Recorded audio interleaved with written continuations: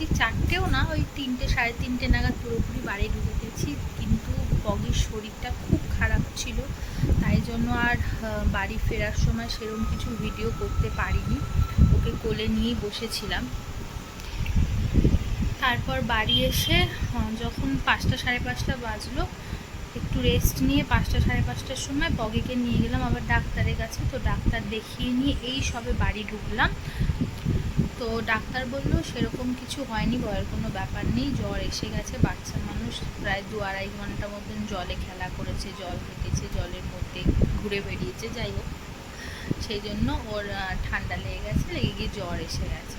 তো ওষুধ দিয়েছে, বলেছে 2 দিনের মধ্যে জ্বর কমে যাবে, সেরকম কোনো ব্যাপার না। তো পগির শরীরটা একদমই ঠিক নেই, ও এখন শুয়ে আছে। ওর জন্য একটু স্যুপ বানাবো, চিকেন স্যুপ বানাবো, কিচ্ছু খেতে পারছে না।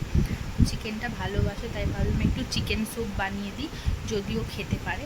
আর এদিকে যে কুষাণ ঘুমাচ্ছে, কুষাণও সারাদিন সেরকমভাবে ঠিকমতো ঘুমায়নি, গাড়ির মধ্যে ঘুম হয়নি, ওর গাড়ির মধ্যে ভালো করে ঘুম হয়নি, তাই ঘুমিয়ে নিচ্ছে।